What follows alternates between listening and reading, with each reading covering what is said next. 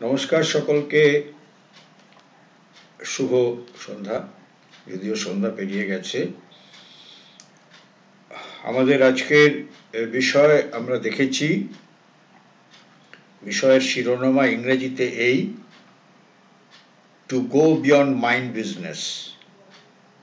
এখানে বিজনেস মানে কিন্তু ব্যস্ততা নয়। বিজনেসের যদি সমার্থক ইংরেজি শব্দ বলি বাসল অ্যাক্টিভিটি, অর্থাৎ ব্যস্ততা, অর্থাৎ আমাদের মনের ব্যস্ততার ওপারে যাওয়া। এবং তার সে পথে বাধাগুলো কি কি, প্রথম যদি সেই প্রশ্ন ওঠে। তারপরের প্রশ্ন হচ্ছে এই বাধাকে অতিক্রম করার উপায় কি, এবং কেনই বা প্রয়োজন to go beyond mind business. এখন প্রশ্ন হতে পারে যে যে মনটাকে বাদ দেওয়ার কথা উঠছে, এরকম একটা প্রশ্ন উঠবে। বা যারা খুব জড়বাদী বা খুব তথাকথিত ভাষায় কোট আনকোট ইন্টেলেকচুয়াল, তারা হয়তো এরকম একটা বিষয়ের শিরোনামা শুনে হয়তো একটু আটকে উঠতে পারেন। অভ্যস্ত যারা আমরা চিন্তন করতে আমরা অভ্যস্ত, তারাও হঠাৎ ধাক্কা খেতে পারি যদি না একটু পরিচিত থাকি এই বিষয়টার সাথে কিছুটা। কেন আমাদের যে মাইন্ড বিজনেসের কথা বলছি, এ মনটা কিন্তু একদম হাট বাজারের মতো, অর্থাৎ মনটা একটা পাবলিক পার্ক, এবং মনটা একটা মার্কেট প্লেসের মতো। অর্থাৎ যদি ধরে নেওয়া যায় একজন খুব খুব মানে ভোরাসিয়াস রিডার, যিনি খুব পঠন পাঠনে অভ্যস্ত এবং খুব নিবিড়ভাবে তিনি যে কোনো বিষয় পেলে পড়েন, অধ্যয়ন করেন, এমনকি কোনো বিষয় নিয়ে লেখেনও তার নিজের কোনো বিষয়ের মধ্যে একটা নির্দিষ্ট পরিধির মধ্যে, সেই সময়ের জন্য সেই সব মানুষদের মন কিন্তু অনেক বিষয় অনেক বেশি কনসেন্ট্রেটেড থাকে, ফোকাস থাকে, ফোকাস। কিন্তু তার বাইরে যখন বেরিয়ে আসি বা বেরিয়ে আসেন, যখন একটা সাধারণ জীবনে আমরা থাকি, আমাদের যে সামাজিক সম্পর্ক, সম্পর্কের আদান প্রদান, এবং সেই আদান প্রদানের ক্ষেত্রে কখনো মতের অমিল, মত পার্থক্য, দৃষ্টিভঙ্গির পার্থক্য, আচার আচরণের পার্থক্য, সেই সময় একটা প্রতিকূল অবস্থার মধ্যে, যেগুলো আমাদের মন মতো নয় তেমন ঘটনাবলীর মধ্যে যখন আমরা থাকি, সেই সব মানুষেরা, অত্যন্ত চিন্তনশীল মানুষেরাও যদি কোট আনকোট, সেই সময় দেখা যায় যে কোয়াইট অপোজিট।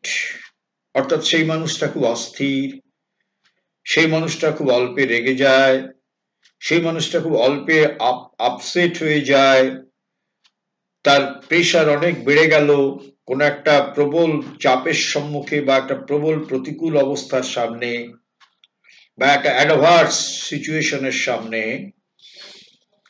তখন কিন্তু তার সেই মনের যে কনসেন্ট্রেশন,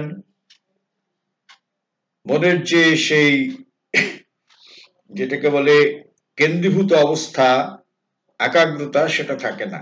সেই সময় সে একটা সাধারণ মানুষের মতোই প্রায় আচরণ করেন। এক মিনিট, আমি 1 মিনিট আসছি, 1 মিনিট, সরি, দুঃখিত। তো আমরা এইরকম একটা যদি অবস্থায় আমরা থাকি, তাহলে কিন্তু সেই মন দিয়ে কিন্তু কোনো একটা নির্দিষ্ট সুনির্দিষ্ট একটা সত্যের সন্ধানে যাওয়া সম্ভব নয়।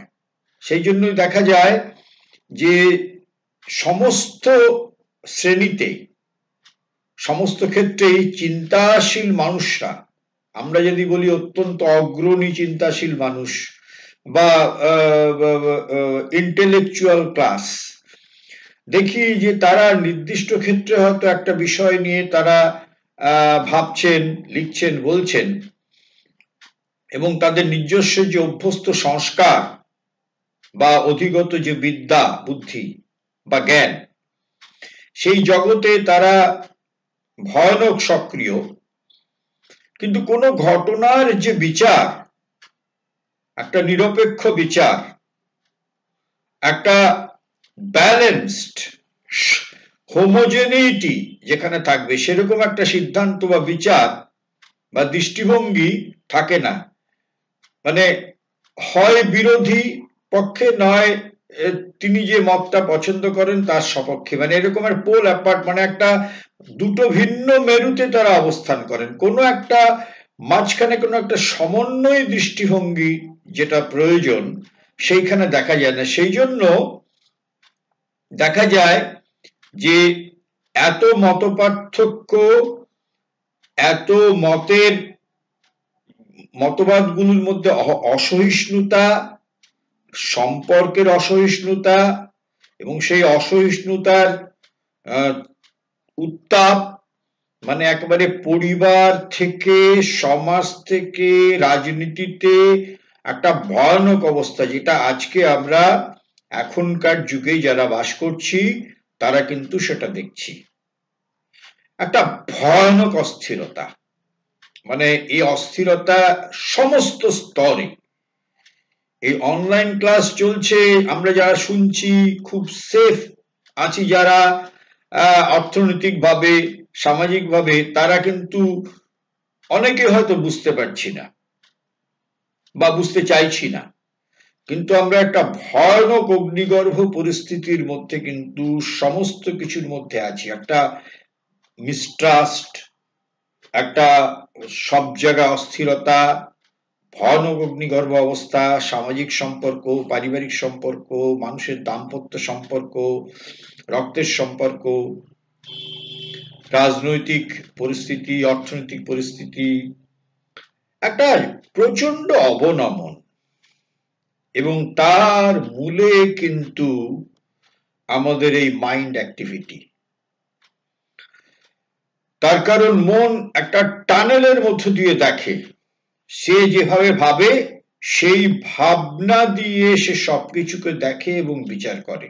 অর্থাৎ সামনে যেটা প্রজেক্টেড হয় তথ্যের মধ্যে বা বাইরের যে অবজেক্টিভ যে ওয়ার্ল্ড, যেটাকে সে চোখ দিয়ে দেখতে পাচ্ছে, কান দিয়ে শুনছে, বা পড়ছে, এই যে অবজেক্টিভ ফ্যাক্টর, এই যে অবজেক্টিভ ওয়ার্ল্ড, এর উপরই কিন্তু ভিত্তি করে মনের সমস্ত কারবার। এবং ফলে মনের প্রত্যেকের যে নিজস্ব একটা সংস্কারগত যে তার যে মানে বেড়ে ওঠা, তার যে গঠন, গ্রোয়িং আপ, সেই দিয়ে কিন্তু সে দেখে।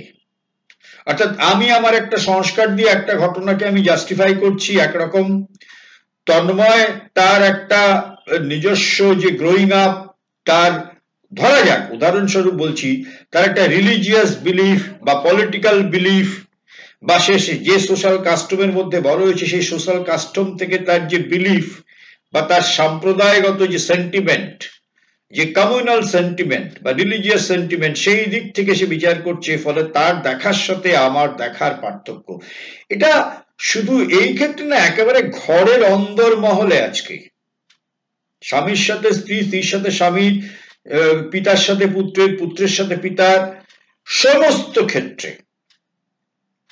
এবং এটা যদি একেবারে খুব ছোট পরিধির মধ্যে আমরা দেখি সংসার জীবনের মধ্যে, তাহলে সেইটা কতভাবে মাল্টিপ্লাইড হয়ে যেখানে আরো গোষ্ঠী চেহারা নিচ্ছে, একটা আরো বড় সামগ্রিক চেহারা নিচ্ছে, একটা কালেকটিভ চেহারা নিচ্ছে, একটা পাড়া, একটা অঞ্চল, একটা একটা মহকুমা, একটা জেলা, একটা রাজ্য, তারপর সেই রাজ্যগুলোকে নিয়ে রাষ্ট্র, সেই রাষ্ট্রগুলোকে ছাড়িয়ে আন্তঃরাষ্ট্র, মানে জিনিসটা কতখানি সেটা ম্যাগনিফাইড হতে পারে, কতখানি আকার নিতে পারে, যেখানে একটা ছোট্ট পরিবারের মধ্যে দুটো মানুষের মতবিরোধ এবং সেখান থেকে অসহিষ্ণুতা, ম্যাল অ্যাডজাস্টমেন্ট, ইল অ্যাডজাস্টমেন্ট, সেইটাই তো একটা বড় আকারে, বৃহত্তর আকারে সমস্ত স্তরে। তা আমরা বাইরে যখন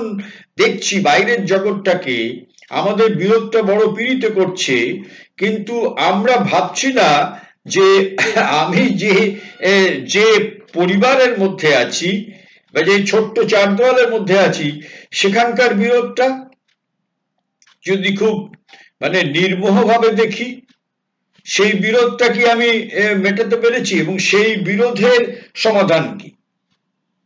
সমাধান রয়েছে মনে। এবং সেই মনকে উজিয়ে যদি আমরা একটা জায়গায় পৌঁছানোর অনুশীলন না করি, আমি বারবার বলছি, মানে এটা আমার প্রতিদিন, যেহেতু আমি কাজের মধ্যে থাকি, শুধু এই বক্তৃতার মধ্যে না, আমি অনেক কাজের মধ্যে থাকি, কাজের মধ্যে থাকাটাই আমার প্রকৃতি, মানে প্রকৃতির একটা মানে বড় মানে গুরুত্ব আমার মতো মানুষের। আমি দেখছি অসম্ভব তত্ত্বকথা বলা সহজ, টেবিলে বসে বক্তৃতা দেওয়া সহজ, কিছু লেখা সহজ, কিছু বলা সহজ, কিন্তু যেই 5টা মানুষ একটা কাজের মধ্যে এলাম, সামান্যতম দৃষ্টিভঙ্গির পার্থক্যের জন্য, এবং প্রত্যেকের দৃষ্টিভঙ্গিটা তার স্কুলিং এর উপর নির্ভর করে, তার গ্রোয়িং আপের উপর নির্ভর করে, তার ভাইটাল ইম্পালস কিরকম, তার ফিজিক্যাল ইম্পালস কিরকম, তার মেন্টাল স্ট্রাকচার কিরকম, প্রত্যেকে আলাদা। সেইখানে আমরা এত প্রত্যেকে একটা জায়গায় ইন প্র্যাকটিক্যাল ফিল্ড, প্র্যাকটিক্যাল লাইফকে যখন আমরা ফেস করি, তখন আমাদের অবসেশন গুলো ধরা পড়ে।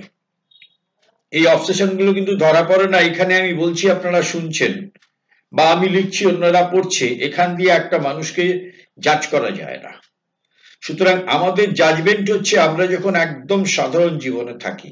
আজকে কিন্তু সেই জায়গাটা সমাধান করতে হবে, এবং সেটা কিন্তু একটা অনুশীলন, এবং সেই অনুশীলনের মধ্যে যদি আমরা যেতে না চাই, যাওয়ার সদিচ্ছা না থাকে, এবং এই সদিচ্ছার জন্য যে সিনসিয়ারিটি, যে নিজেকে নিজে দেখা, প্রতি মুহূর্তে নিজেকে নিজে ভাঙা, ভেঙে গড়া, নিজের মুখোমুখি হওয়া, এইটা যদি আমরা না করতে পারি, আমি অতীতের বিগত 40টা বছর, 40 বছরের বেশি বলবো, আমি যে আমার এই কর্মের জগতে আছি, সেটা কিন্তু চিত্রটা কিন্তু আশাব্যঞ্জক নয়।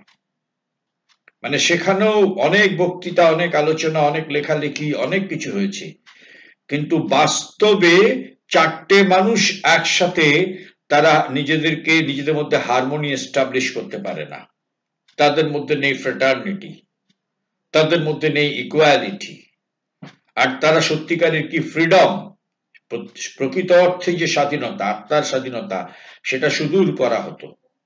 মানে সেটা সম্বন্ধে কোনো ধারণাই নেই, শুধু একটা মেন্টাল হয়তো কনসেপশন কারুর আছে, এবং সেইটা ধারণা করতে গেলে যে নিজের এক্সপিরিয়েন্সের মধ্যে ডুব দিতে হবে, প্রতিদিন একটা সময় করে তার মধ্যে দিয়ে পেরোতে হবে, সেইটার দিকে যদি মনোনিবেশ না করি, প্রচুর তথ্য আমাদের আকর্ষণ করতে পারে। সেই তথ্য আকর্ষণের মধ্য দিয়ে কিন্তু আমরা মিসলিড হয়ে যাব, মিসগাইডেড হয়ে যাব, বা আমরা হয়তো মানে সম্মোহিত হয়ে যাব কতগুলো আপাত চোখ ধাঁধানো বিষয়বস্তুর মধ্যে সময় দিতে দিতে দিতে দিতে আসল কাজটাই হলো না। এবং এইটা কিন্তু বেশিরভাগ আমাদের জীবনে ঘটে। সুতরাং আজকে কিন্তু আমাদের এমন একটা জায়গায় আছি, আমি আগের দিন বোধহয় কোনো ক্লাসে বলেছিলাম যে এটা কোনো সেই অর্থে কোনো পলিটিক্যাল ক্রাইসিস নয়, বিচ্ছিন্নভাবে কোনো সোশ্যাল ক্রাইসিস নয়, বিচ্ছিন্নভাবে কোনো অর্থনৈতিক বিশ্ব মন্দা নয়, বিচ্ছিন্নভাবে বলছি, যদিও মন্দা, সবকিছুতে মন্দা, কিন্তু বিচ্ছিন্ন ভাবে নয়। বিচ্ছিন্ন ভাবে কোনো শিক্ষার সংকট নয়। শিক্ষার সংকট তো বটে, কিন্তু বিচ্ছিন্ন ভাবে আলাদা করে শিক্ষা নয়। এটা কিন্তু একেবারে Shri Aurobindo historically, categorically, psychologically তিনি আমাদের বুঝিয়েছেন তার লেখনের মধ্য দিয়ে। তার হিউম্যান সাইকেলে বিশেষ করে সেটা খুব স্পষ্ট হয়েছে। আইডিয়াল অফ হিউম্যানিটিতে খুব স্পষ্ট হয়েছে। লাইফ ডিভাইনের অধ্যায়গুলোর মধ্যে দিয়ে তিনি স্পষ্ট করেছেন যে এটা হচ্ছে একটা ট্রানজিশনাল ক্রাইসিস, বিবর্তনের সংকট। অর্থাৎ একটা সভ্যতা বা একটা সময় চলতে চলতে, একটা যুগ চলতে চলতে, সেই যখন তার পরাকাষ্ঠার শিখরে ওঠে, তখন আমরা তাতেই খুব স্যাটিসফাইড হয়ে যাই, খুব তৃপ্ত হই, আমরা কি না করেছি। কিন্তু তার ভিতরে কত ল্যাপসেস, কত ত্রুটি আছে, কত ব্যর্থতা আছে, সেগুলো নিয়ে যখন আমরা চোখ বন্ধ করে রাখি, চোখ খোলা রেখেও না দেখার ভান করি, বা তাতে আমাদের গভীর চিন্তন মনন তার মধ্যে পৌঁছানোর চেষ্টা করি না, সেই সদিচ্ছা আমাদের নেই, সেই ধৈর্য আমাদের নেই, সেই তিতিক্ষা আমাদের নেই, তখন নেচার তার পদ্ধতির মধ্য দিয়ে এটা তার nature is a great force, এবং নেচার তার নিজস্ব একটা নেচার মানে এখানে সেই মহাপ্রকৃতির কথা আমরা বলছি। সে কিন্তু তখন সেই ল্যাপসেস গুলো তুলে ধরে, এবং সেই ল্যাপসেস গুলো কিন্তু আকাশ থেকে আসে না। এটা হচ্ছে প্রত্যেকটা জিনিসের every action has equal and opposite reaction. অর্থাৎ যা করেছি তার ফল হিসাবে তার যে প্রতিফল, রিয়াকশন, প্রতিক্রিয়া, সেইগুলো উপরে আসে গরল হিসাবে, হলাহল হয়ে। মানে অন্ধকার আমরা তখন দিকগুলোকে দেখতে থাকি। এখন আমরা যে অন্ধকার দিকগুলো সর্বত্র দেখছি, this is the transitional crisis. এবং এখন একদম পরিষ্কার শ্রী অরবিন্দ অ্যানালিটিক্যালি তিনি বুঝিয়েছেন যে আমরা যাকে বলি হিউম্যান বিইং, অর্থাৎ আমি হিউম্যান বিইং, আসলে আমি পিওর হিউম্যান বিইং নই, আমি থিঙ্কিং অ্যানিম্যাল বা অ্যানিম্যাল ম্যান। আমাদের এই হিউম্যানিটি থেকে আমাদের বিয়ন্ড সো কল্ড হিউম্যানিটিকে পেরিয়ে যেতে হবে, এবং সেটা একটা ওভার ম্যান স্টেজে, ওভার মেন্টাল স্টেজে। অর্থাৎ আমরা যে মেন্টাল স্টেজে আছি, এই মেন্টাল স্টেজে কোনোভাবেই যত রকম আমরা পরিকল্পনা, প্রযুক্তি, যত রকম আমরা কর্মের উদ্যোগ নিই না কেন, যত রকম প্ল্যানিং করি না কেন, পুনর্গঠন করি না কেন, যদি সবটাই আমরা যে স্তরে আছি, এমনকি ইন্টেলেকচুয়াল লেভেলেও যদি আমরা সেটা করি, সেইখান থেকেও আসবে না কোনো সমাধান। কেন আমাদের একটা ওভার মেন্টাল স্টেজে যেতে হবে। আজকে মহাপ্রকৃতি সেই চাপটা দিচ্ছে। Is a transitional case. অর্থাৎ তুমি হিউম্যান বিইং, তোমার হিউম্যান বিইং এ তুমি যে মেন্টাল বিইং, সেটা পিওরলি মেন্টাল বিইং ও নও, তুমি ফিজিক্যাল মেন্টাল, ভাইটাল মেন্টাল, তুমি পিওর মেন্টাল বিইং ও নয়। তোমাকে এখান থেকে সারপাস করতে হবে, তোমাকে এখান থেকে অ্যাবোভ মাইন্ড, অর্থাৎ যে মনের স্তরে আমরা আছি, তোমাকে ওভার মেন্টালের দিকেই যেতে হবে। এবং ওভার মেন্টালেই যাওয়ার যে অনুশীলন, সেইটার দিকে যদি গভীর আগ্রহ এবং তার প্রতি ভালোবাসা এবং সেইটাকে আঁকড়ে ধরে জীবনযাপনের যদি সদিচ্ছা না থাকে, তাহলে তুমি সুরক্ষিত থাকতে পারবে না। তুমি যদি নিজেকে সুরক্ষিত রাখার চেষ্টা করো, বাইরের শত্রু, সেই অদৃশ্য শত্রু কি দৃশ্যত যে শত্রুরা, তোমার দরজা ভাঙবেই। তারা এত বলশালী যে তুমি তার বিরুদ্ধে দাঁড়াতেই পারবে না। এমনকি যদি সামান্য কিছু ব্যক্তিও একসাথে সমমনস্ক, সামান্য মাত্রায়, তাতেও সম্ভব নাই বিপুল পরিমাণ যে আজকে আমাদের যে চেতনার স্তর সেইটাকে কাউন্টার করার পক্ষে অত্যন্তই অসহায় আমরা। If you want to counter positive অর্থে, তাহলে কিন্তু একটা বড় সংখ্যক আমাদের মতো যারা আমরা কোট অ্যান্ড কোট শ্রী অরবিন্দপন্থী বা অধ্যাত্মপন্থী বা সনাতনপন্থী, তাদেরকে কিন্তু ইভলভ করতে হবে। আমি যতই সংখ্যা তত্ত্ব দিক না কেন, ইতিহাসের তথ্য দিক না কেন, আমরা যতই অনলাইন ক্লাস করি না কেন, যাই করি না কেন, এগুলো একটা সাপোর্ট সিস্টেম, অবশ্যই এটা হেল্প করবে, কারণ এটা হচ্ছে আমাকে ভাবতে শেখাবে। কিন্তু ভাবনার পরে বহু মানুষ ভাব বিলাসিতায় থাকে। সে নেপোলিয়ান বলেছিলেন না সেই বিখ্যাত কথা, যে জগতের এত অন্যায় অবিচার, এত যা কিছু, সেটা কিন্তু খারাপ মানুষগুলোর জন্য ততটা নয়, সেই ভালো মানুষগুলোর সকল নীরবতার জন্যই। অর্থাৎ সকলড আমরা যারা ভালো মানুষ, সকল শিক্ষিত মানুষ, সকল সচেতন মানুষ, তাদের নীরবতা এবং নিষ্পৃহতার জন্য অতি অল্প সংখ্যক মানুষ যারা অন্ধকারের, যারা অজ্ঞানতার মধ্যে আছে, যারা অন্ধবিশ্বাসের মধ্যে আছে, তাদের দাপটের জন্য, সেটা সংখ্যালঘিষ্ঠ শ্রেণীর সেই সংখ্যার দাপটের জন্য, অধিক সংখ্যক মানুষের নীরবতার জন্য। নীরবতা মানে একেবারে গায়ে গতরে কর্মজীবনে একটা অদ্ভুত প্যাসিভিটির জন্যই পৃথিবীর বড় বড় সমস্ত বিপদ দুর্যোগ, এবং তার জন্য এই নীরবতা দায়ী, এই নিষ্ক্রিয়তা দায়ী। সুতরাং এখান থেকে কিন্তু আমাদের বেরোতে হবে, এবং বেরোতে গেলে কালোকে কালো সাদাকে সাদা বুঝবার মতো আমাদের, আমরা যে স্তরে আছি সেই স্তর থেকে আমাদের লিফট করতে হবে, এবং সেটা প্রতিদিনের সেলফ অবজারভেশন, নিজেকে রিক্রিয়েশন, নিজেকে পুনর্গঠন করা এবং নিজেকে অবজার্ভ করা। এবং সেইখানে কিন্তু আমাদের বুঝতে হবে যে প্রতিদিন আমাদের মধ্যে কিন্তু অ্যানিম্যালিটি ডগস অ্যাট এভরি মোমেন্ট। এখানে ডগস মানে হচ্ছে পায়ে পায়ে চলা, ডগ কথাটা এখানে ভার্ব, ডগস মানে পায়ে পায়ে চলছে।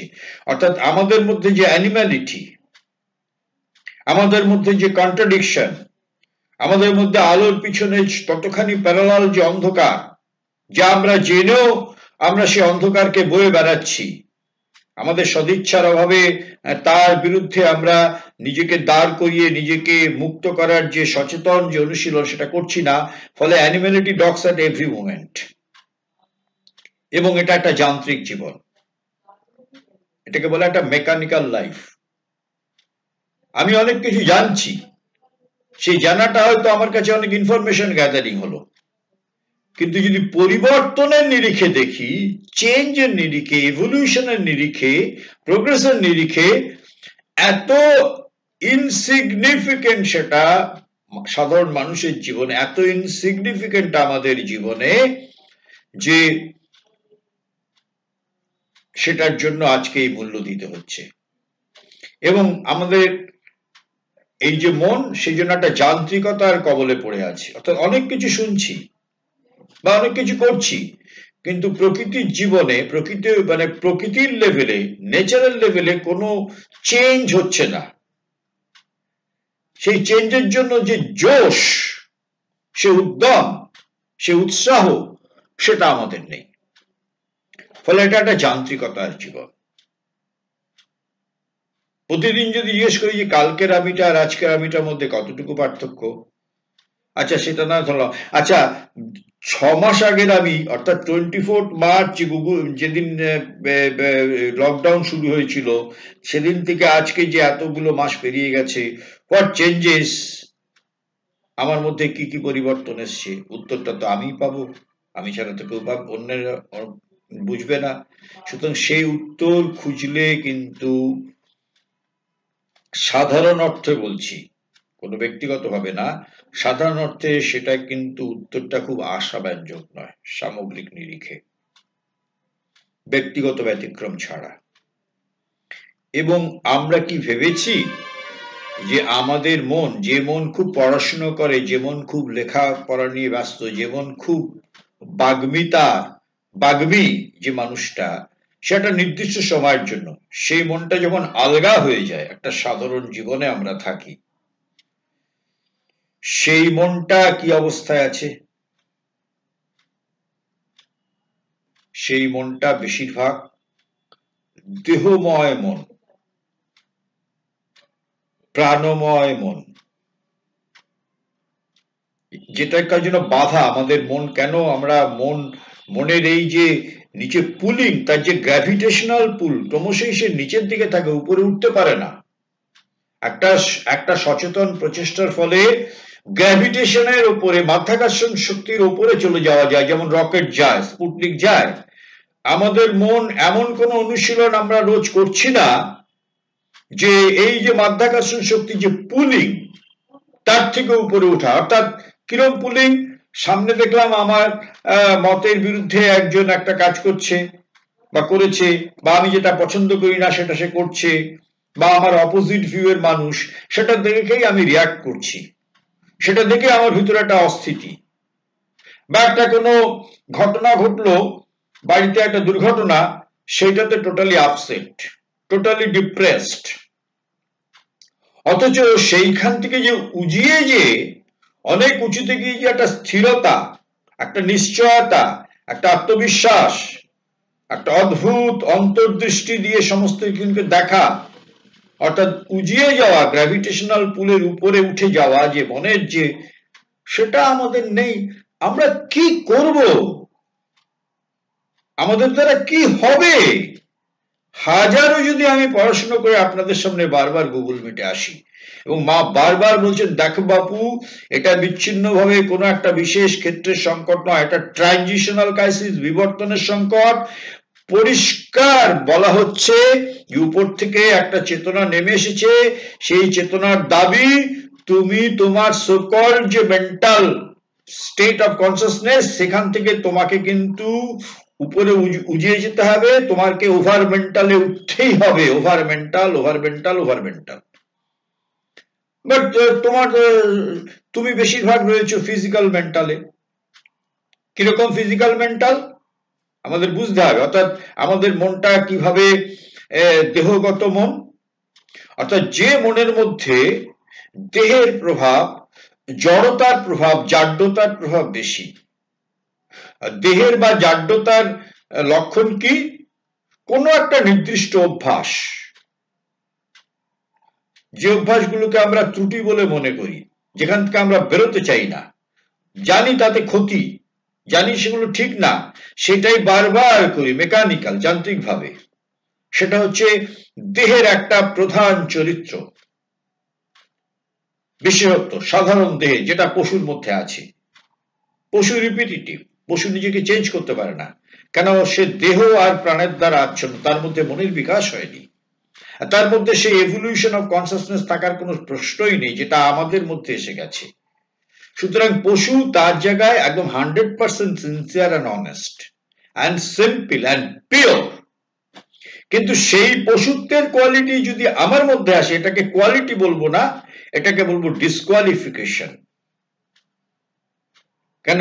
আমার মধ্যে একটা এক্সট্রা এলিমেন্ট এসে গেছে, এক্সট্রা মেন্টাল, আর তার সাথে আমার মধ্যে একটা সচেতন ভাবে, যেটা আমরা অন্যত্র আলোচনা করেছি, আমার ভেতর সাইকিক এসে গেছে। এই দুটো আমাদের প্রাপ্তি। এই দুটো প্রাপ্তির ফলে পশুর ক্ষেত্রে যেটা আদিম সরলতা, নিষ্পাপ, সহজ সাবলীল, সেটা, সেই জিনিসগুলো যদি আমরা প্র্যাকটিস করি, সেটা ডিস্টরশন, সেটা স্খলন। কেন? আমি জানি পশুত্বকে আমি বহন করেছি এভলিউশনের সূত্রে, কিন্তু আমার মধ্যে সেগুলো রয়েছে, কিন্তু আমার মধ্যে একটা অদ্ভুত লীলার জন্য আমাকে আনা হয়েছে লাস্ট স্পেসিস হিসাবে। এখনো পর্যন্ত লাস্ট, পরে একটা স্পেসিস আসবে, যে আমি মনের সাহায্যে, মনের বিচার, মনের সিদ্ধান্ত, সেলফ ইন্ট্রোস্পেকশনের সাহায্যে, চৈত্যের প্রেরণায় আমি এইগুলোকে ওভারকাম করতে পারি। এই সমস্ত সম্ভাবনাগুলো জন্মসূত্রে বীজাকারে আমার মধ্যে আছে। এ টু জেড সমস্ত শ্রেণীর মানুষের মধ্যে এটা আছে, এই পোটেনশিয়ালিটি। কিন্তু এই পোটেনশিয়ালিটি কোনো অ্যানিমালের মধ্যে নেই। তাহলে এই পোটেনশিয়ালিটি আছে, অথচ আমি সেই পশুত্বের মধ্যে রয়েছি। এর থেকে ব্যর্থতা, এর থেকে আত্মগ্লানি আর কিছু হতে পারে না। সুতরাং আমাদের মন, আমার মন ফিজিক্যাল মাইন্ডের দ্বারা কতখানি আবদ্ধ সেটা আমাকে নিজে বুঝতে হবে। অর্থাৎ আমার মনটা এখন পর্যুদস্ত, ডমিনেটেড আমার ফিজিক্যাল কনসিয়াসনেসের দ্বারা, সেইটাকে আমাকে আইডেন্টিফাই করতে হবে। এবং যদি বুঝতে পারি যে একটা দেহের বিশেষ অভ্যাস,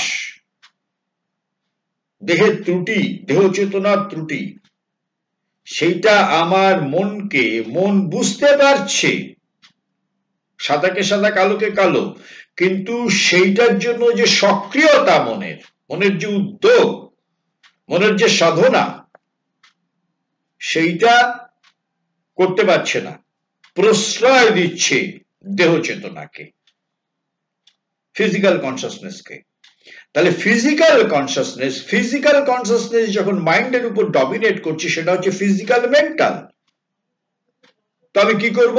আমি এখানে বসে বলছি এটা করতে হবে, এটা করতে, এটা করা উচিত, এটা শ্রী অরবিন্দ ইহা বলিয়াছেন, রামকৃষ্ণ ইহা বলিয়াছেন, জরৎসৃষ্ট ইহা বলিয়াছেন, কিন্তু ব্যক্তিগত জীবনে, আমার ইন্ডিভিজুয়াল লাইফে যখন যখন প্রশ্ন হচ্ছে একদম কর্ম, ওয়ার্ক, তার মধ্যে নেমে পড়া, সেই অভিযানের মধ্যে, সেই প্রচেষ্টার মধ্যে, সেখানে আমার ফিজিক্যাল আমাকে ডমিনেট করছে না। তা অলমোস্ট আমার মধ্যে ফিজিক্যাল ডমিনেট করার মধ্যে মানে আমাকে অ্যানিমালিটি ডমিনেট করছে, অ্যানিমালিটি। এরপরে দ্বিতীয় প্রশ্ন হচ্ছে যে আমার মন আরো অন্য ফ্যাক্টর দ্বারা বশীভূত, ডমিনেটেড। সেটা হচ্ছে আমার মন যখন প্রাণময় মন। প্রাণময় বলতে এখানে শ্রী অরবিন্দ যেটা বুঝিয়েছেন, যে প্রাণ চেতনার মধ্যে আছে স্থূল কতগুলো ভোগ, আকাঙ্ক্ষা, তৃপ্তি, কোনো কিছুকে পাওয়া, সেটা অর্থ হোক, সম্পদ হোক, যশ হোক, যশ অর্জনও একরকম পাওয়ার আসক্তি। এবং এই ধরনের আসক্তি, আকাঙ্ক্ষা, মানে নিজেকে খুব সুখী রাখা, সেফ রাখা, কমফোর্ট জন্য নিজেকে রাখা, সবসময় ঘরে বসে গুগল মিটে আমি বলবো, কিন্তু বস্তুতপক্ষে আমি করব না। এই যে কমফোর্ট জোনে থাকা, এটা এক ধরনের ভাইটাল তৃপ্তি, প্রাণজ তৃপ্তি। অর্থাৎ আমার মন কিন্তু বাস্তবে প্রাণজ মন, স্থূল প্রাণজ মন। কিন্তু এই মন যদি সূক্ষ্ম প্রাণজ মন হতো, হায়ার ভাইটাল মাইন্ড হতো, হায়ার ভাইটালটা কি? সূক্ষ্ম প্রাণ কি? সূক্ষ্ম প্রাণের বৈশিষ্ট্য হচ্ছে নিঃশর্ত প্রেম, নিঃশর্ত ভালোবাসা, ঔদার্য, তার মধ্যে সমস্ত ফাইনেস্ট টেস্ট, রুচি, শিল্পের প্রতি অনুরাগ, যা কিছু আপাত কুৎসিত বলে মনে হয়, তার মধ্যেও যে সুন্দর আছে, অ্যাবসলিউট আগলি বলে কিছু নেই, আগলিনেসের মধ্যেও বিউটি আছে। সে দেখার দৃষ্টি আমি প্রথমে পেয়েছিলাম শ্রী অরবিন্দ মায়ের কাছে এসে, অসাধারণ। সে অভিজ্ঞতা যার না হয়েছে আমি তাকে বোঝাতে পারবো না। সেই বিউটিকে উদ্ধার করা, সেই বিউটিকে দেখতে পাওয়া, সেটা হচ্ছে হায়ার ভাইটাল। এবং সঙ্গীত, কবিতা, নৈসর্গিক দৃশ্য, যে কোনো একটা জিনিসের দেখে তার মধ্যে বিশুদ্ধ আবেগ, নিঃশর্ত আনন্দ, প্রেম, প্রীতি, এ হচ্ছে হায়ার ভাইটাল। তো যখন মন কোনো একটা জিনিসকে বোঝে এটা করা উচিত, কিন্তু সে করতে পারে না তার নিষ্ক্রিয়তার জন্য, তার প্যাসিভিটির জন্য, সেইখানে যদি তার ভাইটালটা, তার প্রাণসত্তাটা যদি খুব ট্রেন্ড হয়, অর্থাৎ আমরা যদি তাকে সত্যি সত্যি তাকে গ্রোয়িং করতে পারি, তাকে স্কুলিং করতে পারি, তাকে যদি শিক্ষিত করতে পারি আমাদের প্রাণ সত্তাকে থ্রু সাম প্রসেস, যেখানে আমার ভাইটাল ইমোশন গুলো আরো আস্তে আস্তে পিউরিফাইড হচ্ছে বিভিন্ন রকম অনুশীলনের মধ্য দিয়ে, বিভিন্ন রকম টুলস এর মধ্য দিয়ে, বিভিন্ন রকম অ্যাসোসিয়েশনের মধ্য দিয়ে, বিভিন্ন রকম অ্যাটমসফিয়ারের মধ্য দিয়ে, অ্যাকম্পানিমেন্টের মধ্য দিয়ে আমার যখন প্রাণসত্তা, ইমোশনাল বিইংটা যখন ক্রমশ রিফাইন্ড হচ্ছে, তখন এই ইমোশনাল বিইং এর মধ্যে কিন্তু আর একটা ফোর্স আছে, সেটা হচ্ছে প্রাণশক্তি। এই প্রাণশক্তি হচ্ছে এক্সিকিউটিভ ফোর্স। অর্থাৎ বেশিরভাগ তাত্ত্বিকেরা অনেক তত্ত্ব কথা বলেন, অনেক স্বপ্নের কথা বলেন, কিন্তু তারা বেশিরভাগ ক্ষেত্রেই কিন্তু প্যাসিভ। তাদের মধ্যে সমন্বয় নেই, অর্থাৎ তত্ত্ব আর কর্মের।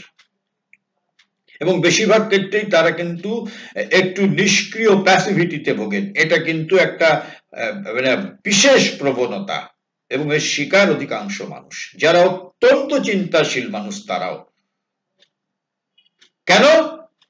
তাদের প্রাণ নির্জীব। অর্থাৎ তাদের মধ্যে হয়তো রিফাইনমেন্ট অফ ভাইটালিটি আছে, মানে কত সূক্ষ্মভাবে আমাদের বুঝতে হবে, শ্রী অরবিন্দ বুঝিয়েছেন। তার মধ্যে হয়তো সুন্দর ভাইটাল ইমোশনাল বিংটা ডেভেলপ করেছে। অর্থাৎ সুন্দর একটা ছোট্ট ঘাস ফুল থেকেই তার মধ্যে অদ্ভুত অসাধারণ তার মধ্যে একটা ইমোশনাল সেন্সেশন, একটা পিওর জয়। একটা ঘাস ফুল দেখে, বিড়ালটার দিকে চোখের দিকে তাকিয়ে অদ্ভুত তার একটা ইমোশনাল সেন্সেশন, তার পিওর ভাইটালিটি।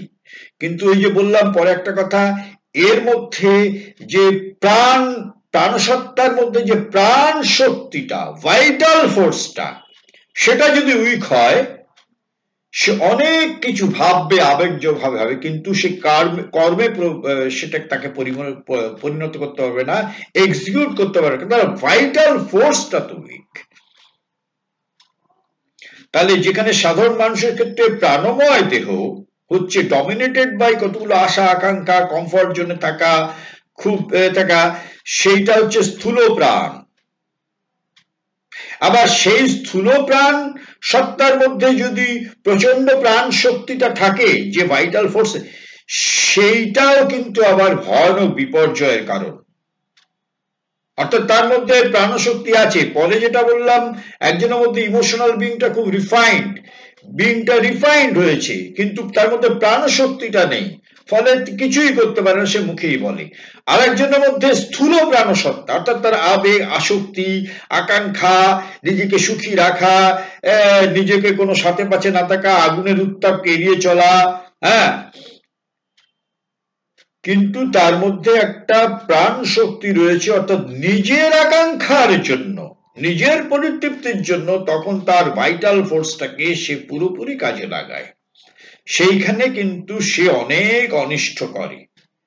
এবং পৃথিবীতে এই vital force, emotional vital being যদি রিফাইনমেন্ট না হয়, তার পিছনে যদি ভাইটাল ফোর্সটা থাকে, সেই ভাইটাল ফোর্স কিন্তু তাকে দিয়ে প্রচুর অপকর্ম করাবে, সে অপকর্মের শিকার হবে, এবং সেই অপকর্মের ফলভোগ কিন্তু সমাজও তার ফলভোগ করবে।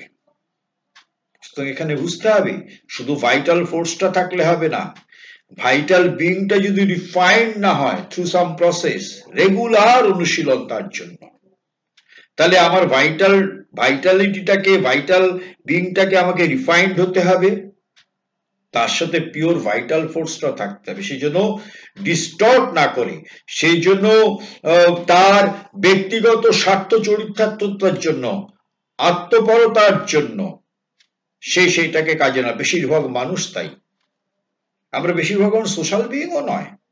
একটা মানুষ কখন সোশ্যাল বিইং?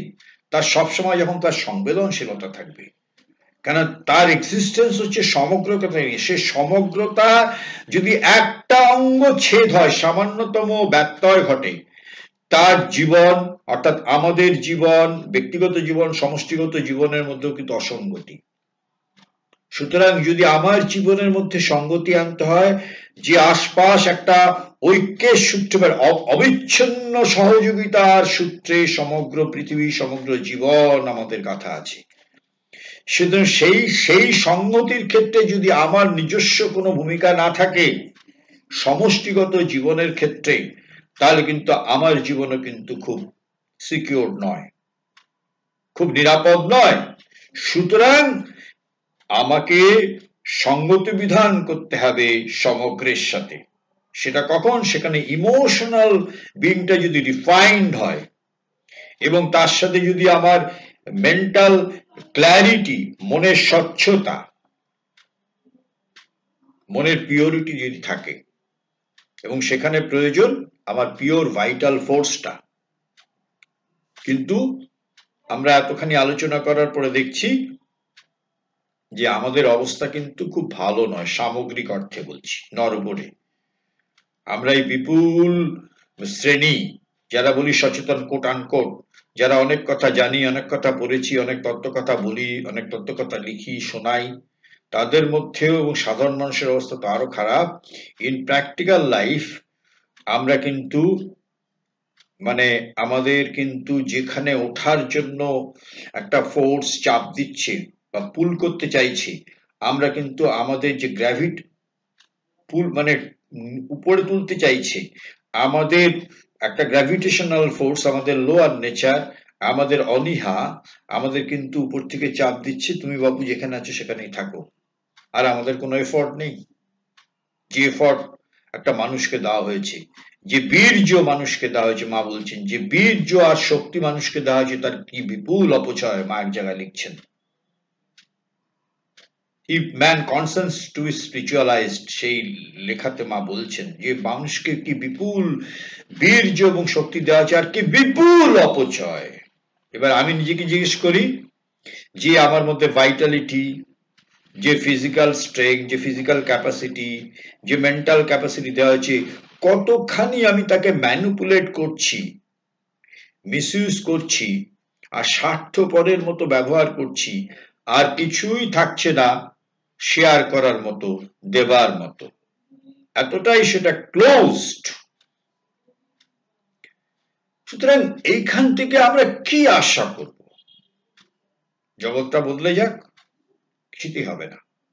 আমাদের বুঝতে হবে যে এই মনোময়, যে দেহময় মন, প্রাণময় মন, তাকে উদ্ধার করতে হবে সূক্ষ্ম জড়চেতনা আশ্রিত যে মন, সূক্ষ্ম জড়চেতনা এবার বলছি, এবং সূক্ষ্ম প্রাণ মানে হায়ার ভাইটাল যে মাইন্ড, সেইখানে আমাকে উজিয়ে উঠতে হবে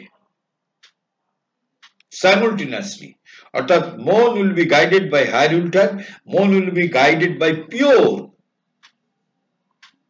ফিজিক্যাল কনসাসনেস, ম্যাটেরিয়াল কনসাসনেস নয়, ম্যাটেরিয়াল মেকানিক্যাল কনসাসনেস নয়, যেটা নর্মাল ফিজিক্যালের। কিন্তু ফিজিক্যালের মধ্যে, অর্থাৎ আমার শরীরের মধ্যে একটা প্রাণশক্তি আছে, একটা প্রাণ শক্তি আছে ফিজিক্যাল কনসাসনেসের মধ্যে, এবং সেটাকে যদি আমরা একটু চেষ্টা করি, একটু আমাদের ইন্টারেস্ট থাকে, কিউরিসিটি থাকে, সেটাকে আমরা এক্সারসাইজ করতে পারি। কিরকম একটা উদাহরণ দিচ্ছি, এবং সেটা সম্ভব, আমি কিছু বলবো না, আমি নিজের এক্সপেরিমেন্টের কথা বলছি না, ইট ইজ পসিবল। আমি একটা কাহিনীর কথা বলছি, একটা সত্য ঘটনা। আমেরিকায় একটি ছেলে, সে তার অফিস টেবিলে বসে কাজ করছে। হঠাৎ তার সহপাঠীরা দেখলো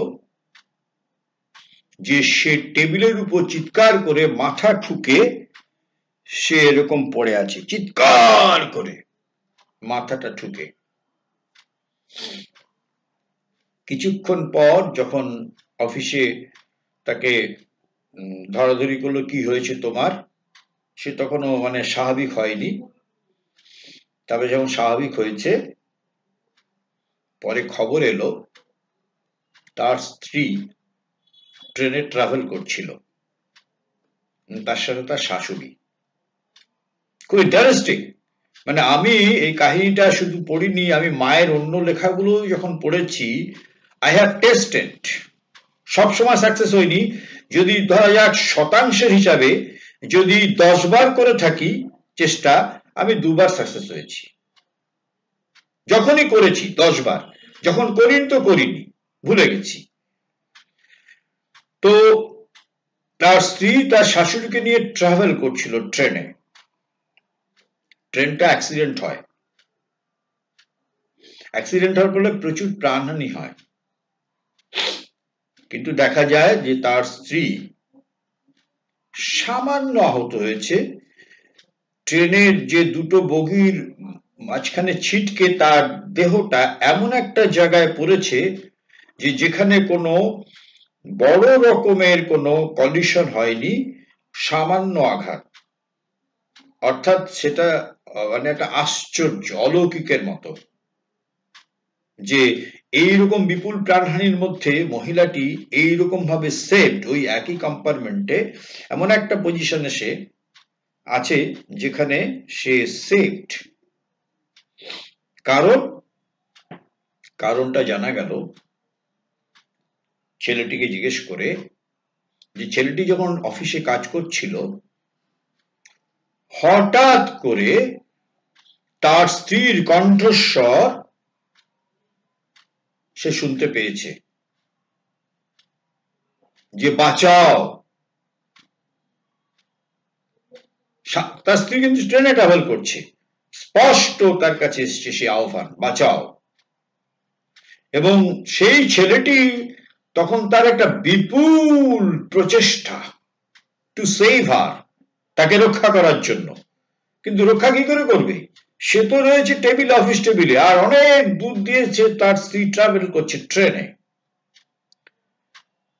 বাট স্টোরি ইজ দিস, ছেলেটি এবং মেয়েটির সাথে ভালোবাসার সম্পর্ক, আত্মিক সম্পর্ক এত ডিপ ছিল, এত গভীর ছিল, দুজনের ফিজিক্যাল এবং মেন্টাল আইডেন্টিটি এত টিউনড ছিল যে মেয়েটির যে শারীরিক বিপদ, শরীরের যে কনসাসনেস, তার মধ্যে যে প্রাণ শক্তি, অর্থাৎ শরীর চেতনার মধ্যে যে প্রাণ শক্তিটা আছে, সে যখন বাঁচানোর জন্য সে যখন আটটি, অর্থাৎ স্বামীর কথা তখন মনে পড়েছে, সেই ফিজিক্যাল কনসাসনেসের মধ্যে তার যে ভাইটাল ফোর্স, সেইটা ওখান থেকে বেরিয়ে এসে ছেলেটার দেহ চেতনার মধ্যে যে প্রাণ শক্তি তাকে স্পর্শ করেছে। সঙ্গে সঙ্গে ছেলেটিও স্পন্টেনিয়াসলি, সে কিন্তু সচেতন ভাবে করেনি, কিন্তু সেই জিনিসটা এত আন্তরিক ছিল যে ছেলেটার মধ্যে সেই ফিজিক্যাল কনসাসনেসের সাথে তার যে ভাইটাল ফোর্স, সেটা রেসপন্স করেছে। সূক্ষ্মত দেহ চেতনার সাথে ভাইটাল ফোর্সটা গিয়ে তাকে সেভ করেছে।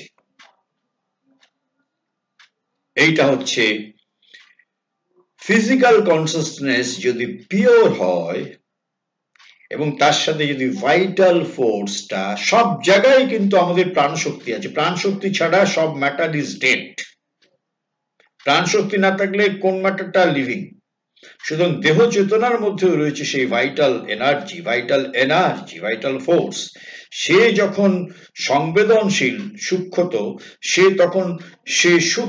সে দূরত্বের ব্যবধান ঘুচিয়ে দিয়ে সেই ভাইটাল ফোর্সটা গিয়ে রেসপন্স করেছে এবং তাকে প্রোটেক্ট করেছে। এবং এটা কিন্তু দীর্ঘ অনুশীলনের ব্যাপার। ছেলেটির ক্ষেত্রে, মেয়েটির ক্ষেত্রে যেটা সাবলীল ভাবে হয়েছে, কারণ তারা এতটাই সংস্কারগতভাবে তারা এটাকে অর্জন করেছিল, খুব চেষ্টা করতে হয়নি। কিছু কিছু ব্যতিক্রমী আঘাত তো থাকে আমার জীবনে, এরকম আমি দেখেছি। আমার অফিসে একটি আদিবাসী ছেলে চাকরি করতো, তার মধ্যে সে ঘটনায় যাব না। আমাদের যদি এটা প্র্যাকটিস করতে হয়, একটু যদি সচেতন হই, আমাদের দেহের যে চেতনা আছে তাকে যদি, তার যে রিফাইনমেন্ট, তার যে পরিশুদ্ধতার জন্য আমরা যদি সচেতন হই, তার জন্য যদি আমরা একটু ফিজিক্যাল এক্সারসাইজ করি, দেহের মধ্যে যদি একটু নীরবতার অভ্যাস করি, মনের মধ্যে যদি নীরবতার অভ্যাস করি, প্রাণ শক্তিকে যদি অনুভব করার চেষ্টা করি, স্থূল প্রাণের যে বাসনাগুলোকে যদি একটু থামিয়ে দিই, একটু সূক্ষ্মত প্রাণময় আবেগের যদি একটা উৎকর্ষ সাধন করার চেষ্টা করি, এভরিথিং স্পন্টেনিয়াসলি আমরা ফিল করবো দেয়ার ইজ সামথিং গ্রোয়িং। এবং আমরা পরীক্ষা করার জন্য নিজেদেরকে টেস্ট করতে পারি, আচ্ছা সত্যি সত্যি আমি তো অনেকদিন হলো এটার সাথে আছি, আচ্ছা পরীক্ষা করে দেখি তো। পরীক্ষা করে দেখি তো। এবং আমি বলবো যদি কেউ লেগে থাকে 10 বার 20 বারের করার পরে একবার সে সাফল্য লাভ করবে, এবং করা সম্ভব। এবং একজন আরেকজনকে ভাইটালি পুল করতে পারে, ইমোশনালি পুল করতে পারে, if it is strong vibration. সেটা খারাপ অর্থ হতে পারে, ভালো অর্থ হতে পারে। অর্থাৎ আমি যদি একটা রং ইম্পালস খুব স্ট্রংলি আমি যদি হোল্ড করি, তাকে কনসেন্ট্রেট করার চেষ্টা করি, আমি যদি কাল্পনিক ভাবে আমার অপোজিট কোন সেক্স বা সেম সেক্সের প্রতি সেই ইম্পালসটাকে যদি আমি সেন্ড করি, সে রেসপন্স করতে বাধ্য একইভাবে, এবং আমি যেটা ডিমান্ড করেছি তাতে সে সাড়া দিচ্ছে। সেটা খারাপ ভাবেও করতে পারি, ভালোভাবে।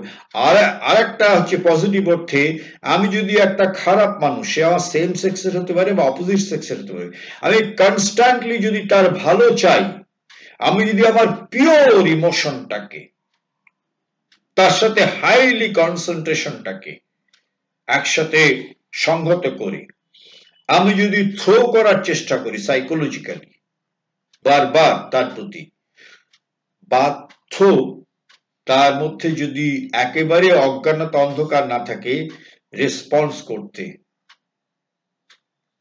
টু এ গ্রেটার এক্সটেন্ট না হয়ে টু এ স্মলার এক্সটেন্ট। এবং দিনের পর দিন যদি আমি করতে পারি, আর একজনের পরিবর্তনের ক্ষেত্রে আমি কিন্তু একটা বড় ভূমিকা নিলাম, এবং একজন সত্যি সত্যি আরেকজনকে হেল্প করতে পারে এইভাবে। দয়া দাক্ষিণ্য করে একজনকে হয়তো তার অনাহারকে ঘোচানো যায়, কিন্তু চেতনার আবর্জনা অন্ধকারের কিচ্ছু হবে না, সেটা কোনো সেই যে চেতনায় আমি কাউকে উদ্ধার করতে পারবো না। সুতরাং যদি একটা মানুষকে আইডিয়ালি হেল্প করতে হয়, তাহলে ভিতর দিক থেকে যদি গ্রো করি, তবে আমার পরিবর্তন ও তার পরিবর্তনের ক্ষেত্রে একটা সূচনা হয়, এবং আমি টেস্ট করতে পারি। এবং আমি বলবো এই এই এই এই এই জগতে যেদিন প্রথম প্রবেশ করেছিলাম, তারপর থেকে সামান্যতম কিছু ঘটনা হলেও আমি দেখেছি এটা সম্ভব। নিজে আউট অফ কিউরিসিটি আমি যখন এটার মধ্যে দিয়ে যাওয়ার চেষ্টা করেছি, ইট ইজ পসিবল। খারাপ অর্থে একজনকে খারাপ করা যায়, ভালো অর্থে একজনকে খারাপ করা যায়। সুতরাং এই যে বিচিত্র সম্পদ আমাদের ভিতরে আছে,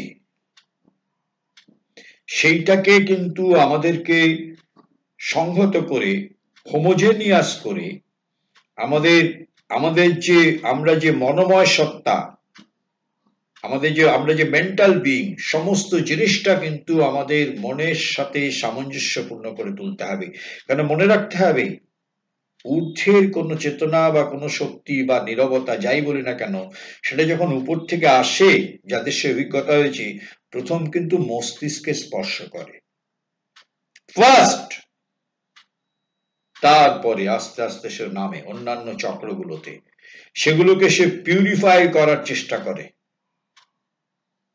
তার এই আইব্রু সেন্টার, তার থ্রোট সেন্টার যেখানে হায়ার ভাইটাল, তারপরে তার ইমোশনাল ভাইটাল, তারপরে তার যে এখানে যে রয়েছে, যেখানে সাবকনসাস, যেখানে ইগনোরেন্সের জন্ম, যেখানে যুগ যুগের সংস্কার রয়েছে, সমস্ত ক্ষেত্রে সেই ফোর্সটা, সেই শক্তিটা, সেই আলোটা আস্তে আস্তে পেনিট্রেট করার চেষ্টা করতে। মনে রাখতে হবে প্রথম কিন্তু মন এইখানে স্পর্শ করছে। সুতরাং এইটার যদি পরিশুদ্ধি না হয়, এটার যদি আপলিফমেন্ট না হয়, এটাকে যদি নিউট্রাল না করা যায়, এর মধ্যে যদি ট্র্যাঙ্কুইলিটি না আনা যায়, এর মধ্যে যদি হোমোজিনিটি না আনা যায়, সমস্যা সব সময়। তাহলে কিন্তু একটা বিবর্তনের যে চাপ আছে, যে দাবি আছে, আমরা কিন্তু একটা ফেলিওর বলে চিহ্নিত হব, যারা আমরা জানি, শুনেছি এতদিন ধরে ফেলিওর। এই ব্যর্থতার গ্লানি কিন্তু জীবনের শেষ দিন পর্যন্ত বয়ে বেড়াতে হবে। চলে যাবার পরেও অনেক লোক হয়তো আমাদের দেখিয়ে বা কয়েকজন আমাদের মতো যারা দেখিয়ে বলবে, এই লোকগুলো বলেই গেছে, কোনো দৃষ্টান্ত, কোনো চেষ্টা, কোনো উদাহরণ রেখে যাবার মতো কিছু রাখেনি। এবং এটা কিন্তু কম গ্লানির নয়, কম অনুশোচনার নয়, কিন্তু অনুশোচনার কোনো স্থান নেই। সুতরাং মনের উপরে যেতে হলে তার সাথে সাথে যে আমার ফিজিক্যাল বিইং, আমার যে ভাইটাল বিইং, তার সাথে সাথে যে আমার প্রাণ শক্তি, সেগুলোকে কিন্তু টিউন করতে হবে। টিউন করে মনের সাথে তার যে হোমোজেনিটি, মনের সাথে যেন একসাথে গঠিত হয়, এবং সেইটা করলে পরেই তবে কিন্তু মনের উপরে যাওয়া, এবং সেখানেও একটা আবার চর্চার প্রশ্ন আসবে যে যখন আমি প্রতিদিন জাগ্রত চেতনার মধ্যে নিজেকে এইভাবে দেখছি, ধরা পড়ছে কোথায় আমার পারফেকশন, কোথায় ইমপারফেকশন, কোথায় ব্যর্থতা, কোথায় পারছি না, তখন আবার চেষ্টা করছি, করতে করতে করতে করতে করতে করতে করতে যখন আমি একটা জায়গায় ওঠার চেষ্টা করছি, সেখানে কিন্তু নিজেকে সংহত করে একটা প্রসেস, একটা সংহত করে নিজেকে কিন্তু একেবারে উপরে উত্থায়িত হবার চেষ্টা করতে হবে। হোল কনসাসনেসটাকে একটা জায়গায় টিউন করে উপরে উজিয়ে যাওয়ার অগ্নিশিখার মতো, এটা একটা সাইকোলজিক্যাল প্রসেস। এবং উপরে উজিয়ে যেতে যেতে যেতে যেতে নিজেকে ফাঁকা করে দেওয়ার যে একটা অনুশীলন, ভ্যাকান্ট করে দেওয়ার অনুশীলন, তখন উপর থেকে কিন্তু একটা জিনিস ডিসেন্ড করবে, এবং সেই ডিসেন্টটা তাকে আমরা সেই হায়ার কনসাসনেস বলবো। তার সাথে পিস ডিসেন্ড করবে, সে তার মধ্যে থাকবে ট্র্যাঙ্কুইলিটি। আর সেখানে শ্রী অরবিন্দ বিশেষ করে অবশ্য বলছেন এই পথের অনুশীলনকারীদের সাথে যে নিজেকে কনসেন্ট্রেট করে উপরটাকে, মাথাটাকে যেন খালি করে দিচ্ছ, খালি করে মাকে আহ্বান করো। মা মানে এখানে হচ্ছে সেই দিব্য জননী। তুমি যে মাকে, পন্ডিচেরির মাকে জানো, তিনি physical materialisation of divine mother, যেটা শ্রী অরবিন্দ বলেছেন, she is the materialisation of the divine mother, সেই জড় দেহাদার। এবং সেটা মাদাম তেও মাকে কনফার্ম করেছেন, ইয়েস তুমি সেই ভগবতী জননীর দিব্য দেহাদার এই জীবনে। তুমি যদি তাকে ইনভোক করো তখন তিনি নামবেন, তাকে নামতে দিতে হবে, স্পেসটাকে খালি করতে হবে, এবং তখন তিনি আমার মধ্যে পরিচ্ছন্নতার কাজ করবেন, যা কিছু করার তিনি করতে থাকবেন, এবং সেখানে যেন আবার রেজিস্ট্যান্স না থাকে। অনেক সময় কি হয়, রেজিস্ট্যান্স হয় যখন তিনি করতে থাকেন, তখন এতদিনের অভ্যস্ত চেতনা সেটাকে মেনে নিতে চায় না, তখন রিয়াক্ট করে। যেমন মনের নীরবতার ক্ষেত্রে যেটা হয়, যেটা শ্রী অরবিন্দের লেখায় পড়েছিলাম, মায়ের লেখায়, আমার ক্ষেত্রে আমি দেখেছি বেশ কয়েকবার হয়েছে। এবং সেটা হচ্ছে কি, মন যদি অ্যাবসলিউটলি নীরব হওয়ার চেষ্টা করে, যে সেখানে আর কোনো চিন্তা নেই, তখন তার ব্যক্তিত্ববোধটাই চলে যায়। এবং ব্যক্তিত্ববোধ চলে যাওয়া মানে কিন্তু তার সকল যে মাইন্ড অ্যাক্টিভিটি সেটা আর থাকলো না। এবং মাইন্ড অ্যাক্টিভিটি না থাকার পথে তার মধ্যে কিন্তু ব্যক্তিত্বের বিলোপ হলো, ইন্ডিভিজুয়ালিটি লোপ পেয়ে গেল। ইন্ডিভিজুয়ালিটি লোপ পেয়ে গেলে তখন কিন্তু এক রকমের ভীতি, আতঙ্ক, ভয় আসে যে আমি তো আর রইলাম না, আমার নিজের বলে আর কিছু নেই। তখন সে ওই অবস্থা থেকে আবার তার আগের অবস্থায় সে ফিরে আসতে চায়। এবং সেটা যারা খুব ইন্টেলেকচুয়াল মাইন্ড নিয়ে যারা এক্সারসাইজ করে তাদের ক্ষেত্রে এটা বেশি হবে। এবং পাশ্চাত্যে এই অভিজ্ঞতা সংখ্যা বেশি প্রাচ্যের তুলনায়, কিন্তু আমরা সকল সুইডো ইন্টেলেকচুয়াল বা ইন্টেলেকচুয়াল, আমাদের ক্ষেত্রেও কিন্তু সম্ভাবনা আছে। তো মা বলছেন এরকম যদি একটা অবস্থা আসে, হঠাৎ করে ব্যক্তিত্বের বিলোপের একটা অবস্থা, তুমি ভয় পাবে না যে তোমার সবকিছু চলে গেছে, তোমার কিছুই নেই, তোমার কোনো যেন আর অস্তিত্ব নেই, তুমি ভয় পেয়ে গেছো। কখনো পারসিস্ট করো, একটা সময় যদি লেগে থাকো এই কথাটা জেনে বুঝে বিশ্বাস করে, ইট উইল অটোমেটিক্যালি রিজেনারেট। তখন তার থেকে একটা অন্য অবস্থায় তুমি উত্তীর্ণ হবে। একটা অদ্ভুত হোয়াইটনেস, ব্রডনেস, এবং তার সাথে অবশ্যই কোয়াইট অ্যান্ড পিস তো থাকবেই। এগুলো কিন্তু প্রতিদিনের পরীক্ষায় আমাদের যেতে হবে। এ কোনো গুগল মিটে হবে না, হাজারবার পুরো হবে না। কেন এই যখন শেষ করে আমি যখন বাকি সময়টা আজ রাত্রে পর্যন্ত থাকবো, আপনারা থাকবেন, সবাই থাকবেন, প্রতিদিন কিন্তু নিজেকে অবজারভেশন করতে হবে। শুধু ইনফরমেশন গ্যাদারিং করে কিছু হবে না। কেন তথ্য বলছে, সমীক্ষা বলছে, স্ট্যাটিস্টিক্স বলছে, ইতিহাস বলছে, অনেক তথ্য, এমন কিছু কম তথ্য আমরা সংগ্রহ করিনি, এমন কিছু কম জানি। বিশেষ করে আজকে তো গুগল মিটের কল্যাণে বিগত মার্চ মাস থেকে যা শুনছি অভূতপূর্ব পৃথিবীর ইতিহাসে। কিন্তু তারপরেও যখন আমার কাছে সংবাদ আসছে, আমাকে যখন বলছে, আমি তখন নিজেকেই বলছি যে এর থেকে তো বেশি আসা উচিত নয়। কেন যদি সব শুনে যদি ট্রান্সফরমেশন হতো, তাহলে বহু মানুষের বহু বহু বহু সংখ্যক মানুষের এতদিন হয়ে যেত, যারা এতদিন ধরে গভীর পঠন মনন করেছেন। কিন্তু সেই পঠন মননটা যদি একদম আমার প্রাণসত্তার মধ্যে, দেহসত্তার মধ্যে, আমার ইমোশনাল বিইং এর যে রিফাইনমেন্টের যে অনুশীলন, তার মধ্যে যদি সেটা না নামে, সেটা সেইখানে যদি আমি না নামি সেই কাজে, তাহলে একটা সময়ের জন্য যেটা করি সেটা একটা সময়ের মধ্যেই সীমাবদ্ধ থাকবে, সেটা জীবনে আসবে না। সুতরাং মনে রাখতে হবে, এভরিথিং ইজ ইউজফুল।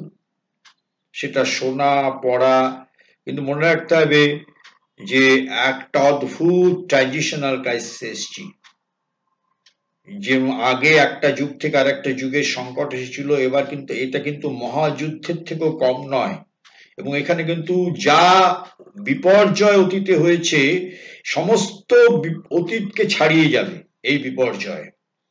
কেন তো বানরের সাথে মানুষের যে তফাৎ, মানুষের সাথে অন্য প্রজাতিটা যেটা আসার জন্য অপেক্ষা করছে, এতটাই চেতনার তফাৎ, রিভার্সাল অফ কনসাসনেস, সেইখানে যদি আমরা বুঝতে না পারি, একটা ব্যাপক বিপর্যয়, এবং সেই বিপর্যয় অনেকদিন ধরে চলবে, এবং তার শিকার এই যে আমরা হচ্ছি। সুতরাং এগুলোকে বাইরে দিয়ে কিচ্ছু সমাধান করা যাবে না। একটা লার্জ সেকশন অফ পিপল, অন্তত একটা উল্লেখযোগ্য সংখ্যক মানুষ যদি এটা জেনে বুঝে একটা এক্সারসাইজ করে, একটা অনুশীলন করে, এবং সেইটারই এমানেশন হবে আশপাশে, সে এমানেশনের ফলে যারা একটু রিসেপটিভ, একটু গ্রহিষ্ণু, অটোমেটিক্যালি কানেক্ট হবে অকাল্ট ওয়ার্ল্ডে। সেই কানেকশনটা এরকম যুক্তি দিয়ে বোঝানো যাবে না, এবং সেটা হতে থাকবে অপ্রত্যাশিতভাবে। এবং সেইটার জন্যই আমাদের আজকের এই বিশেষ আলোচনাটা ফোকাস করলাম, যে আমাদের কাছে দাবি, আমাদের হিউম্যান থেকে, ম্যান থেকে ওভারম্যানে যাওয়ার চাপ এসে গেছে। এবং সেই ওভারম্যানের তার যে যাওয়ার যে উত্তরণের ক্রিয়া, তার ফান্ডামেন্টাল বেসিসটা হচ্ছে আজকের আলোচনাটুকু। ফান্ডামেন্টাল, একদম ইনিশিয়াল। এরপরে অনেক স্টেজ আছে, সেগুলো খুব সিরিয়াস আলোচনা হলে আমরা প্র্যাকটিক্যালি আলোচনা করব, সেটা মাসের জন্য নয়, কিন্তু ফাউন্ডেশনের জন্য কিন্তু আজকে এটা মাস্ট। আমরা আর এসকেপ করতে পারবো না। আমাদের কাউর ঘরে কিন্তু এই আগুন যে বাইরে লেগেছে, এই আগুন থেকে আমরা বাঁচতে পারছি না। আগুন ঘরের মধ্যে ঢুকে গেছে নানান ফর্মে। কেউ মানে সুরক্ষিত নয় আজকে আমরা। এবং এই সুরক্ষা যদি পেতে চাই, ভিতর দিক থেকে বাইরে যেতে হবে। বাইরে থেকে ভিতরে ঢোকার রাস্তার সম্ভাবনা খুব কম। বাইরের ঘটনা আমাদের ধাক্কা দিয়ে দিয়ে হয়তো পিঠ থেকে যখন দেওয়ালে পিঠ ঠেকছে, তখন হয়তো আমরা ভাবছি, এই ভাবনাটা হয়তো বাইরের ঘটনা আমাদের ভাবাচ্ছে, কিন্তু আবার জেগে সেই দিন গুজরানের মতো মেকানিক্যাল মাইন্ড। সুতরাং আমরা এটা স্মরণ রাখবো যে মনের ওপারে যেতে হবে। ওভার মেন্টাল স্টেজে ওঠার একটা ডিম্যান্ড এসে গেছে। তার ফাউন্ডেশন হচ্ছে মনকে মুক্ত করা জঞ্জাল থেকে। প্রাণময় যে মন, দেহময় মন, তার থেকে তাকে মুক্ত করে উচ্চ ও প্রাণ চেতনা, উচ্চ দেহ চেতনা, মন, তার সাথে পিওর ভাইটাল এনার্জি, তাকে একসাথে টিউন করতে হবে, কম্পোস্ট করতে হবে। কম্পোস্ট হয়ে শুধু বিশুদ্ধ মন একটা জিনিস চিন্তা করছে, সেখানে কোনো সন্দেহ নেই, কিন্তু তাকে বাকি সময়টা যখন ব্যবহারিক জগতে থাকছে, তখন তাকে ফিজিক্যাল আর ভাইটালটা তাকে পুল করছে। হয়তো তার কলম দিয়ে অনেক সুন্দর জিনিস বেরোচ্ছে, তার মুখ থেকে অনেক সুন্দর বক্তৃতা বেরোচ্ছে, অনেক সুন্দর ন্যারেটিভ বেরোচ্ছে, কারণ তখন সে পিওর মেন্টাল লেভেলে আছে। কিন্তু যখন একদম সব আলগা হয়ে গেছে, যখন এরকম অবস্থান সাধারণ অবস্থায়, তখন হচ্ছে তাকে সেই পুল করছে, তাকে ডমিনেট করছে তার ফিজিক্যাল কনসিয়াসনেস, তার ভাইটাল কনসিয়াসনেস। তার তো সংস্কার হয়নি। সুতরাং এটা কিন্তু একটা সাইমুলটেনিয়াস প্রসেস। এবং কোনো বিরুদ্ধ ডিফিকাল্ট সিচুয়েশনকে জন্য আমরা অ্যাভয়েড না করি, এটা মায়ের একটা অ্যাডভাইস। তুমি ডিফিকাল্ট সিচুয়েশনকে অ্যাভয়েড করলে তুমি বুঝতে পারবে না তোমার বিরুদ্ধ পরিস্থিতিতে, আনওয়ান্টেড সিচুয়েশনে তোমার স্থিতি কতটা হয়েছে, তোমার উত্তরণ কতটা হয়েছে। তোমার একমাত্র উত্তরণের পরীক্ষা হচ্ছে বিপরীত অবস্থার মধ্যে থেকে তাকে দেখা। অযথা খাল কেটে কুমির আনবো না, কিন্তু পরিস্থিতি যদি এমন একটা হয় যেটা আমার মন মতো নয়, সেই পরিস্থিতির মধ্য থেকেই কিন্তু আমাকে প্রতিনিধি, আমার মধ্যে ইমিউনিটি গ্রো করতে হবে। আমরা কিন্তু বিভাগী হতে পারবো না, আমরা তপবনের সাধনা করতে পারবো না, আমরা নির্বাণের সাধনার জন্য প্রস্তুত নই। আমরা গৃহী মানুষ, সংসারী মানুষ। সংসার কিন্তু আমাদের একটা বড় জায়গা, যেখান থেকে আমরা কিন্তু এই ইমিউনিটি গ্রো করতে পারি, এবং সংসারে ইমিউনিটি গ্রো করার থেকে বড় আর মানে কৃতিত্ব কিছু হতে পারে না। এবং সেটাই yoga must be reveal two mankind, যে বিখ্যাত উক্তি, সেটা কিন্তু এই জীবনের মধ্যেই একটা হায়ার লিভিং, একটা লিফটিং, একটা উজিয়ে যাওয়া, এবং সেটা অনুশীলন করতে হবে আমাদের। এটা হচ্ছে মোটামুটি আজকের একটা প্রাথমিক আমাদের যে বিষয়টা, সেটা নিয়ে একটা ধারণা। এরপরে যদি কারোর প্রশ্ন থাকে আপনারা প্রশ্ন করতেও পারেন, প্রশ্ন না থাকলে আমরা আলোচনাটা এখানে শেষও করে দিতে পারি। শুভরাত্রি, সবাই ভালো থাকবেন। আজকের আলোচনা আমাদের নতুন করে যদি হ্যাঁ, আজকের আলোচনা আমাদের আবার নতুন করে প্রেরণা দিক, তবেই আমাদের এই ধরনের আলোচনাগুলো সার্থক। না হলে সেই মেকানিক্যাল, সেই যান্ত্রিক, সেই শুনছি অথচ কিছুই হচ্ছে না, সেই দোষে আমরা সবাই অভিযুক্ত হব। এই অভিযোগ থেকে আমরা যেন মুক্ত হই, এই আশা ও প্রার্থনা নিয়ে আপনাদের সকলের শুভ কামনা করে আজকে শেষ করছি। নমস্কার।